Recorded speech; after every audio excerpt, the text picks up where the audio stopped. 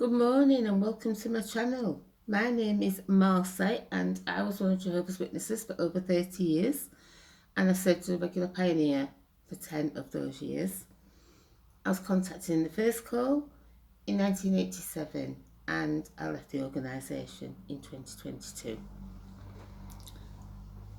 This video is a little bit different this morning because I just thought it might be nice just for me to tell you a little bit about myself and how I came to become one of Jehovah's Witnesses in the first place. Now, I've had a very unusual life. I've not had a conventional life by anybody's standards. I started my life off in Jamaica, but I never set a foot on the land there. I never lived there. My mum was a single parent. She got a little boy who was 3. And she was having a relationship with a guy who's a musician. And something happened between them on Christmas Eve 1960. And as a result, I was on the way. And she dare not tell her mother, who was very, very strict, that she was expecting another child.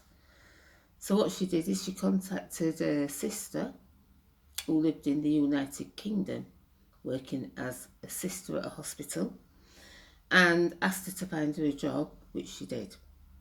And so she kept the pregnancy hidden, and she travelled to the United Kingdom on the 1st of May 1961. There was a huge row when she arrived because my Auntie Joyce was very, very fiery. And when she found that she'd come over and was 5 months pregnant, there was all hell let loose. And so she lived with her a bit, but it was rows upon rows. So in the end, she left and moved in with another relative who also lived in the same city and his wife. And she stayed there till I was born in August. However, the family refused to look after me or let me stay, and so I went straight into the care of the local authority. And although my mum tried to see me for a while, it became quite impossible because of a work commitment. She had to get a job and everything, and so she wasn't even allowed to speak about me. They said, "You're not to speak about that child." And so she went into a new life, and none of her friends that she made knew she'd had a little girl in the UK. They knew that she'd got Paul, my brother, but they didn't know anything about me. So eventually, when all this comes out, that's another story of its own. But I went into the care of the local authority, and I was 18 months old when a white family came with their son, aged 12, called Christopher, and the story goes that they were looking for a little girl to foster because they'd had a long-term foster child called Annie, but her parents had taken her mum. Circumstances had changed and she took her back, and so they were quite upset about this, and they said, "Look, let's just do it again and help someone else." So they visited the children's home, and the story goes they went looking at the different cots, and Christopher came up to my cot, and he stood and looked at me, and I stood up, put my arms out to him, and he picked me out, and he turned around and he said, "This is the one." And so I went to live with them, and they lived in a predominantly white area. There was no black people. I never saw a black person, ever. Everybody was white. My whole family was white. My friends were white. And I was the only black child at school, in all 3 schools that I went to. So I could write a book about my school days and what happened just on that. My foster parents were older, and they had Chris, who was 12 at the time, 13 going into, and they got 2 older girls, the older one Jenny and the younger one Catherine. Both of these girls were married and had children. So their children were more like my brothers and sisters because we were all the same age, and we grew up playing together and doing everything. I was very close to my nieces, Heather and Louise. I was very close to them. And when I was 6 years old, though, something tragic happened because Catherine contracted cancer and she got worse. She moved in with us and she was going for treatments, different radiation and chemo. And sadly, she passed away at our home, aged 25 years old. And her children, Heather and Louise, were 2 and 4, so we were 2, 4, and I was 6 at the time. This resulted in a lot of depression for my mum. She just couldn't cope with the fact she lost her daughter. And so she couldn't really cope with looking after me. So I was farmed out to various relatives to be looked after while she was recovering from this. And as a result of that, I experienced CSA at the hands of a relative. And this started when I was about 7.5, 8 years old. And it went on for many years because he had me over a barrel, as it were, to say that he used to say to me, well, you can't tell anybody because they'll put you back in the children's home. You'll never see any of these family ever again. So that was, I kept quiet about everything. And I developed a way of dealing with it as having 2 lives.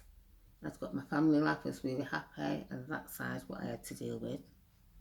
And as a result of this, later on, I went into working with victims of crime, particularly sexual crime and child sexual abuse. And I worked in the court system. And because I had a passion about helping people who've been through that sort of thing. So you can understand why I feel very upset about finding out all this CSA going on within the Watchtower and that it's not being reported to the police. That really winds me up, and there's really no excuse for it. I just couldn't believe that's one of the reasons, another of the reasons why I just can't be part of this organisation anymore. Having gone through it myself, it's a horrendous thing, awful thing. You know, and I was lucky that when I got old enough to talk about it to my parents, and I thought I can't deal with it anymore, I told them, and they believed me. They believed what I said, and it was dealt with. So going back away from that, I grew up as my parents were churchgoers. I grew up going to church, and I was asking questions about the Bible and about God. And my mum used to say she drives me mad with her questions because I was always asking questions about everything. I remember in 1969, it was on the moon landings were on, and I went outside to see if I could see anything. And I wanted to know how they managed to get there. And, I was always asking questions, about everything. So it's a wonder that I didn't ask more questions about the Watchtower when I went into it. But I was contacted. When I grew up, there was war everywhere. There was trouble in Northern Ireland.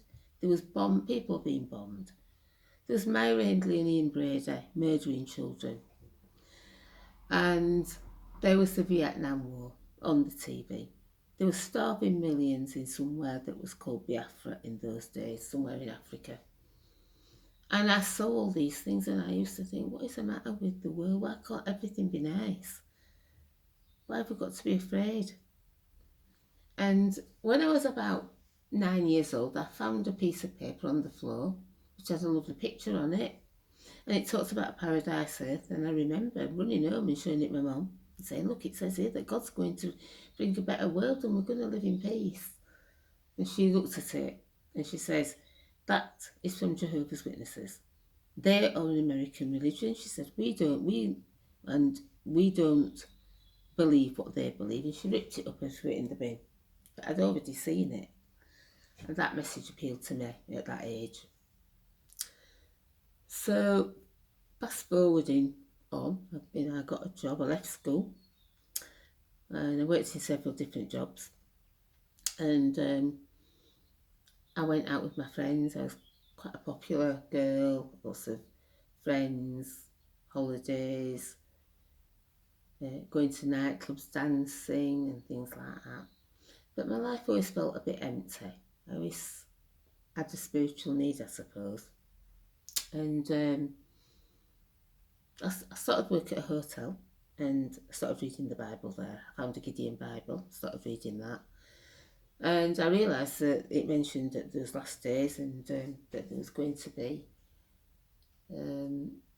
some sort of a tribulation coming and things like that. And I'd never heard this message, seen this we'd never been taught that at church. And so within a couple of days of seeing this, on my day off, 2 Jehovah's Witnesses arrived. I think I was about 25 years old. And I asked them about the last days on the first call, and they showed me the Live Forever book, asked me if I would like a study, and I said yes, and I started the study on the doorstep. And that is how I got going with it.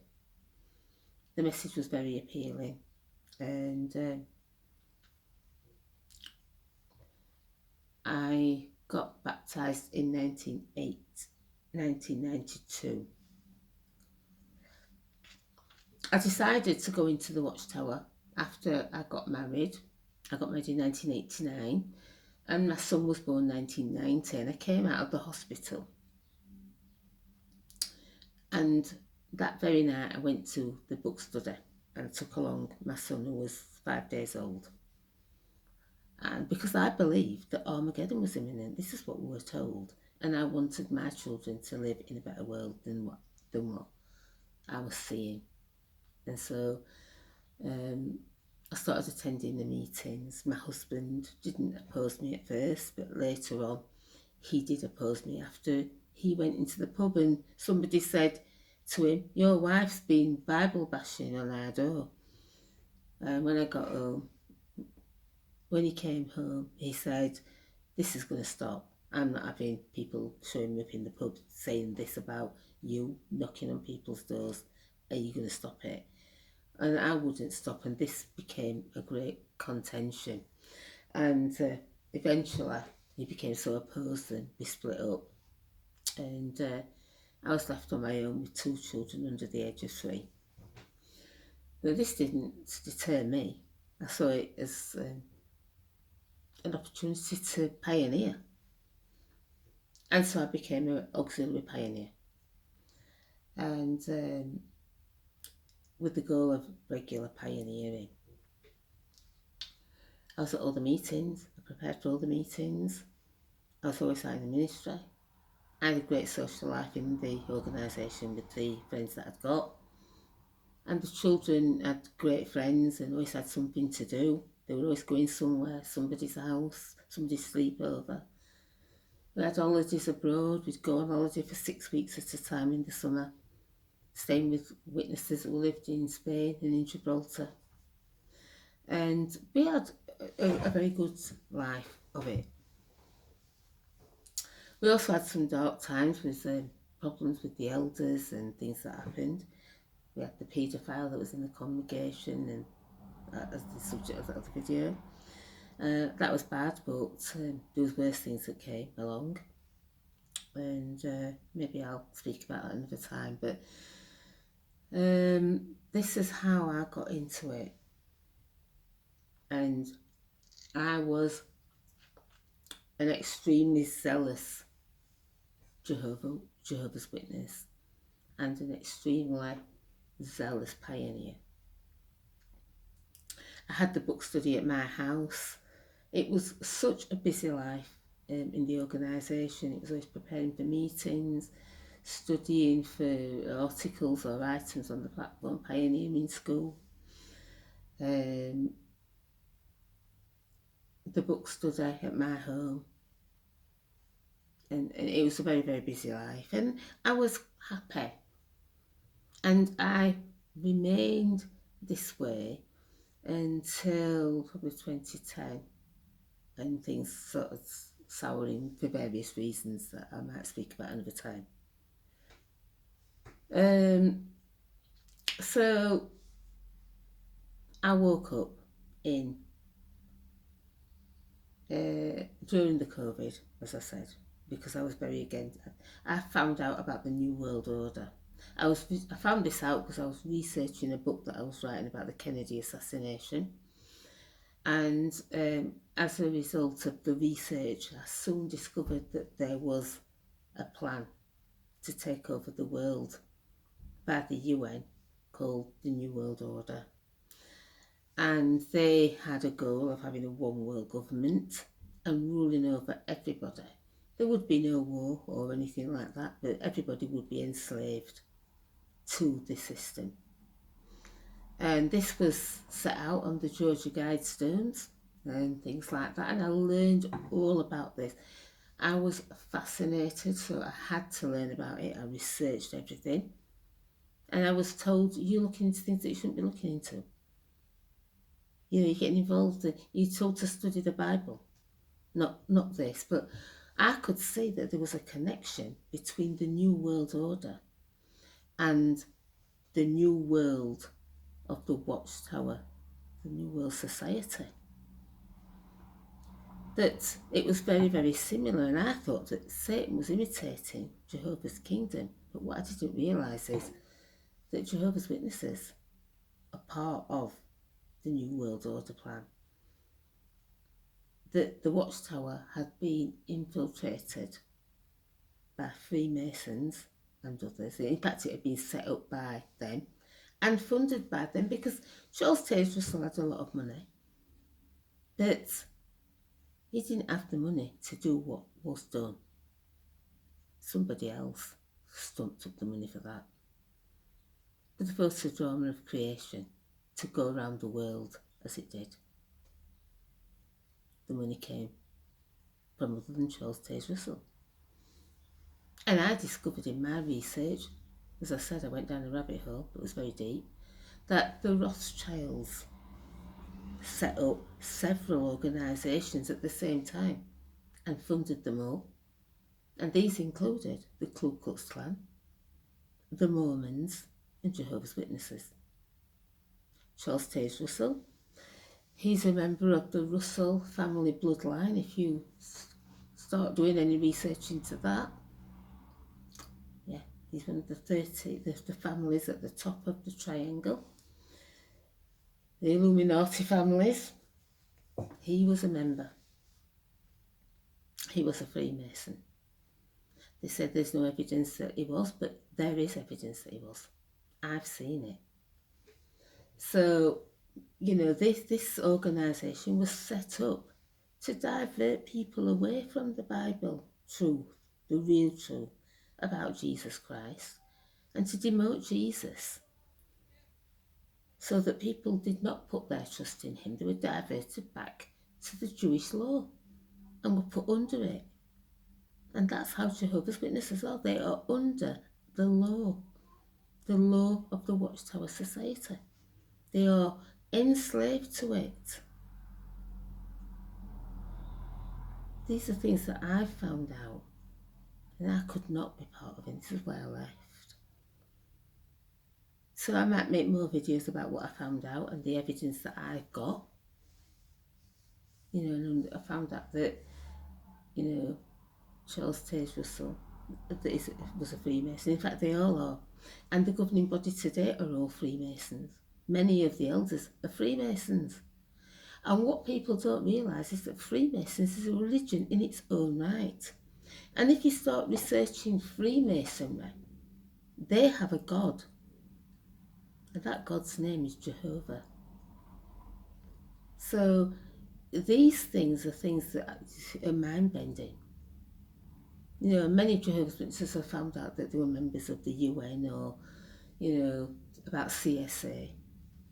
But they don't realise the links with the Knights Templar and the Jesuits, with the Freemasons, and that Jehovah's Witnesses are a secret society of their own. So, I'll be talking to you more about these things later on. But for now, I think I've said enough, and I'll probably make another video later today or maybe tomorrow about more about the Bible and the things that I want to talk to you about regarding the Watchtower Society. But I'd like to thank you for all your support and your messages, your comments, and for sharing and liking. The channel's grown so much in a week, I couldn't believe. And I never would have believed anybody would have wanted to watch me sit here rambling on. But it seems to be that the Lord has directed me to this channel and He's using me in this way, because I just said no, I can't do it, and yet I'm doing it, and it's reaching people and helping people, maybe giving people food for thought, to start their own investigations and start looking into the history of the Watchtower Society. You need to look at the foundations of it and find out what its roots are and what the early beliefs were and what they represented, the people who were in there, the history that's covered up now. So I want to thank you, as I said, for everything and for your support and for liking and sharing all my videos.